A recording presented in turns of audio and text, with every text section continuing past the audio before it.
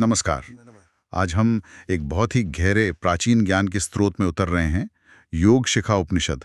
नमस्कार। ये यजुर्वेद का हिस्सा है और जैसा नाम से ही लगता है, योग की शिखा मतलब शिखर या उसका उच्चतम ज्ञान। हाँ, बिल्कुल।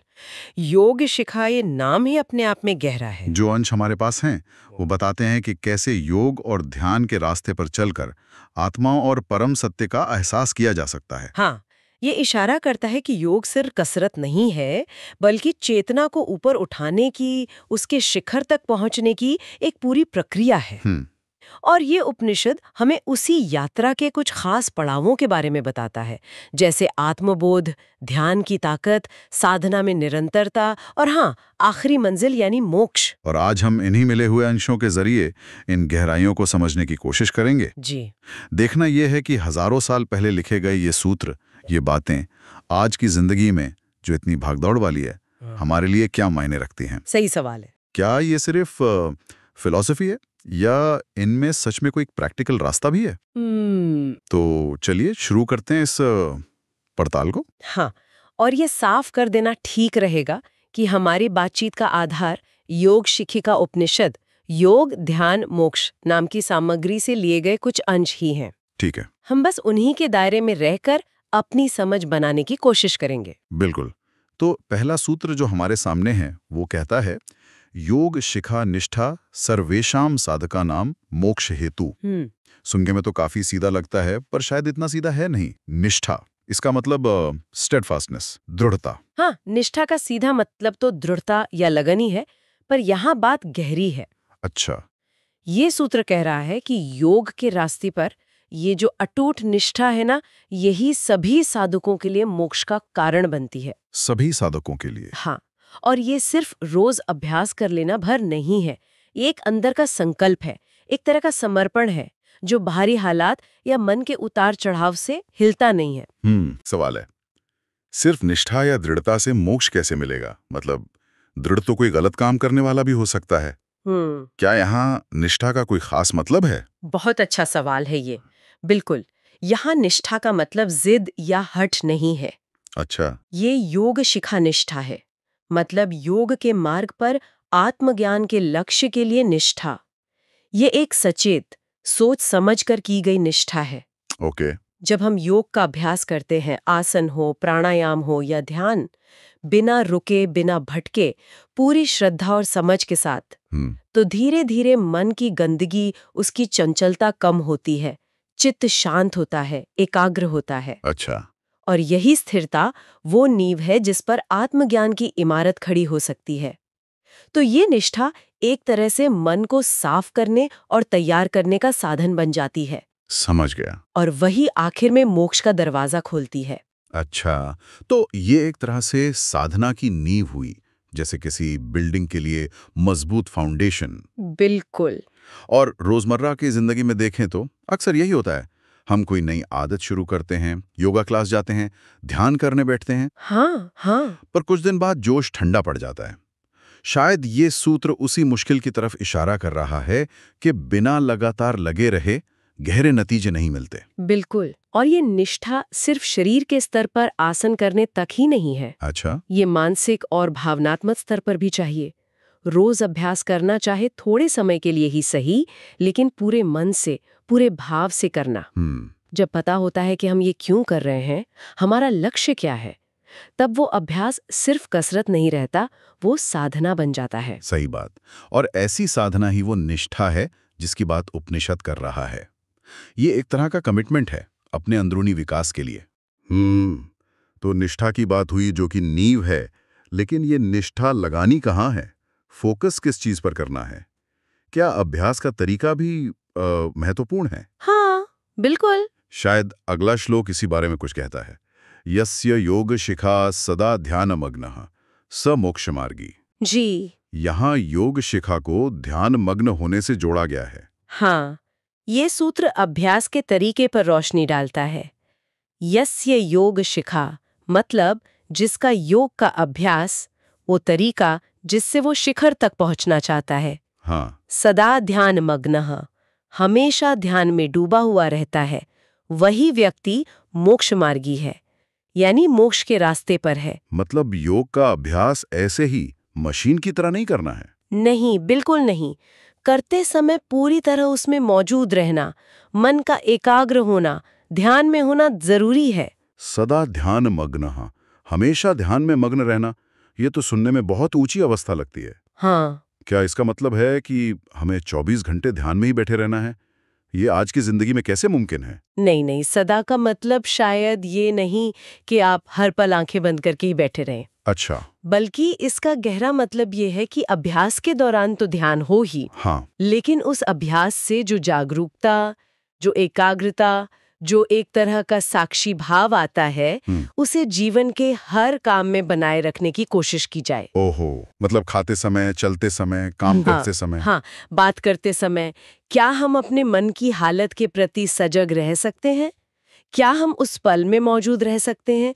ये है सदा ध्यान मग्न का व्यवहारिक मतलब। अच्छा, तो ये सिर्फ फॉर्मल मेडिटेशन की बात नहीं है, नहीं, बल्कि उस अवेयरनेस को, उस जागरूकता को रोजमर्रा की जिंदगी में उतारने की बात है। बिल्कुल। जैसे स्रोत में सुझाव है कि रोज 15-20 मिनट का अभ्यास भी बहुत फर्क ला सकता है। ये सुनने में तो आसान लगता है। हाँ, शुरुआत के लिए 15-20 मिनट का समर्पित अभ्यास भी बहुत ताकतवर हो सकता है।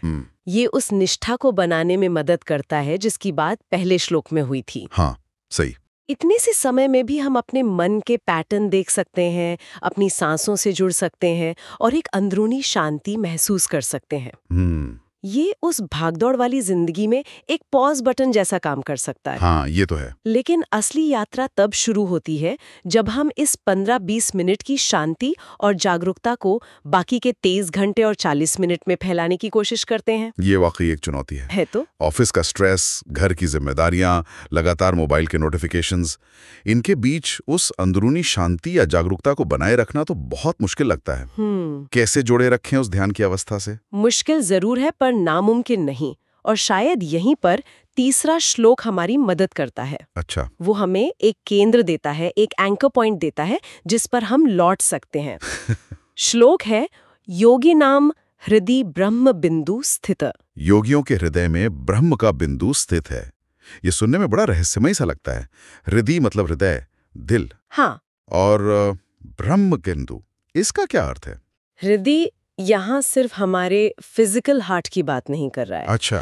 योग और अध्यात्म की भाषा में हृदय या हृदय केंद्र एक गहरा आध्यात्मिक केंद्र माना जाता है। क्या होता है ये? ये छाती के बीच में स्थित वो जगह है जहाँ हमारी भावनाएं, हमारा अंतर्मन और हमारी आत्मा का वास माना जाता है।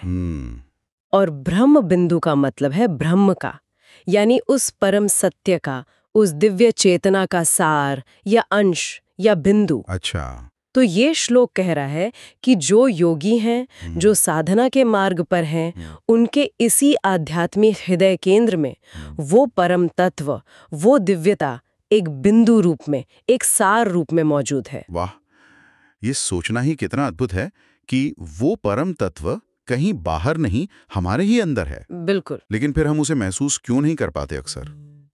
क्या ये बिंदु हमेशा ढका रहता है? हाँ, बिल्कुल। हमारी अज्ञानता, हमारा अहंकार, हमारे मन की जो लगातार दौड़ धूप है, इच्छाएं, डर, ये सब जैसे बादल हैं जो उस अंदर के सूरज को, उस ब्रह्म बिंदु को ढके रहते हैं। अच्छा। योग और ध्यान की साधना इन्हीं बादलों को हटाने का काम करती है।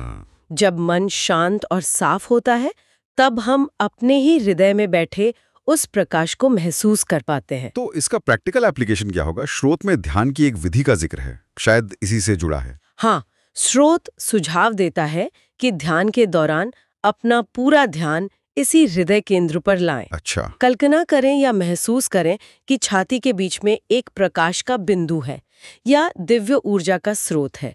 यही वो ब्रह्म बिंदु है। हाँ। जब हम अपना ध्यान यहाँ फोकस करते हैं तो बाहरी दुनिया की खींचतान कम होती है और हम अपने अंदरूनी केंद्र से जुड़ते हैं। अच्छा। ये अभ्यास न सिर्फ मन को शांत करता है, बल्कि हमें अपनी दिव्यता के स्रोत से जोड़ता है। ये मन, शरीर और आत्मा को एक लय में लाने जैसा है। कुछ लोग इसे अनाहत चक्र से भी जोड़ते हैं, है ना? हाँ, योग परंपरा में इस हृदय केंद्र को अनाहत चक्र भी कहते हैं, जिसे प्रेम, करुणा और संतुलन का केंद्र माना जाता है। लेकिन यहाँ उपनिषद सीधे हृदय और ब्रह्म बिंदु की बात कर रहा है, जो सीधे उस परम तत्व की मौजूदगी की तरफ इशारा करता है। ठीक है। तो फोकस इसी ब्रह्म बिंदु पर रखना, जैसा उपनिषद कह रहा है, शायद ज्यादा सीधा रास्ता है उस अनुभव तक पहुंचने का। तो अगर इन तीनों श्लोकों को एक साथ देखें, निष्ठा, फिर निरंतर ध्यानमग्नता और हृदय में ब्रह्म बिंदु पर ध्यान, हाँ, ये तीनों मिलकर एक पूरा रास्ता दिखा रहे हैं। बिल्कुल सही। निष्ठा से शुरू करके अभ्यास को ध्यानपूर्ण बनाकर और फिर उस ध्यान को अपने अंदरूनी केंद्र हृदय पर टिकाकर। हाँ, ये तीनों एक दूसरे से जुड़े हुए हैं।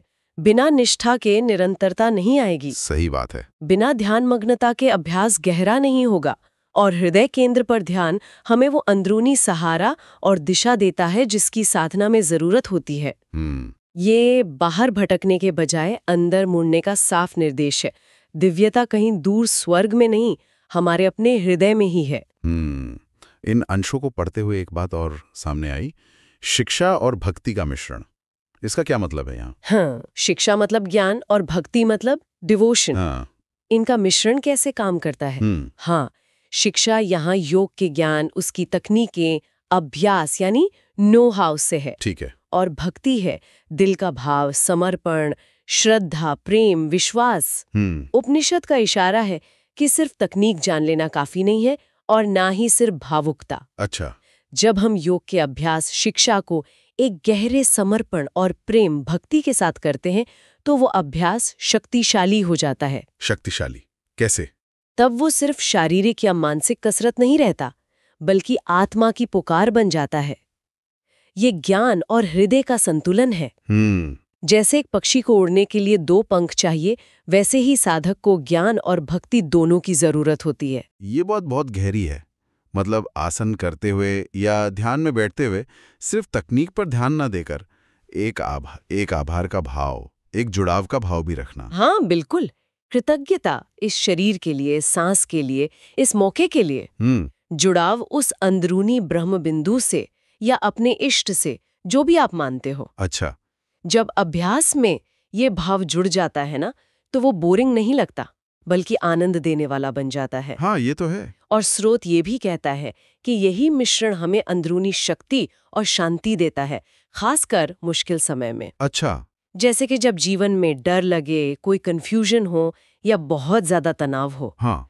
तो उस समय तकनीक जैसे हृदय पर ध्यान और भाव, समर्पण या विश्वास, दोनों का सहारा लेना। एकदम। उस हालत में अपने हृदय केंद्र पर लौट आना, उस ब्रह्म बिंदु को याद करना और ये विश्वास रखना कि शांति और शक्ति का स्रोत मेरे अंदर ही है, यह हमें बाहरी उथल-पुथल के बीच भी एक अंदरूनी स्थिरता दे सकता है। सही बात है। ये भक्ति मिली हुई शिक्षा हमें सिखाती है कि हम असहाय नहीं हैं। हमारे अंदर ही एक असीम स्रोत मौजूद है। स्रोत में जो प्रैक्टिकल ध्यान अभ्यास बताया गया है, क्या आप उसके स्टेप्स बता सकती हैं? सुनने में वो बहुत सरल लग रहा था। हाँ, वो जानबूझकर सरल रखा गया है ताकि कोई भी उसे अपना सके। इसके मुख्य स्टेप्स ऐसे हैं। बताइए। सबसे पहले एक शांत, साफ जगह चुनें, जहां आपको कुछ देर कोई डिस्टर्ब न करे। आराम से बैठ जाएं, रीढ़ सीधी रखें, लेकिन शरीर में कोई तनाव ना हो। ठीक है। धीरे से अपनी आंखें बंद कर लें। कुछ गहरी, धीमी सांसें लें। हर सांस के साथ शरीर और मन को ढीला छोड़ते जाएं। अब अपना सारा ध्यान अपनी छाती के केंद्र में, हृदय क्षेत्र में ले आएं। ठीक। यहाँ पर कल्पना करें या महसूस करें कि एक प्रकाश का बिंदु है, शांत, स्थिर और ऊर्जा से भरा हुआ। ये आपका आंतरिक केंद्र है, ब्रह्म बिंदु। बस इसी बिंदु पर अपना ध्यान टिकाए रखें। विचार आएंगे और जाएंगे, उन्हें आने जाने दें, लेकिन अपना ध्यान बार बार आराम से इस हृदय बिंदु पर ले आएं। अच्छा। इस अवस्था में 10 से 15 मिनट या जितनी देर आराम से लगे बने रहें। उस शांति, स्थिरता और प्रकाश को महसूस करें। जब ध्यान खत्म करना हो तो धीरे धीरे अपनी जागरूकता वापस बाहरी माहौल में लाएं। कुछ पल शांति से बैठें और फिर धीरे से आंखें खोलें।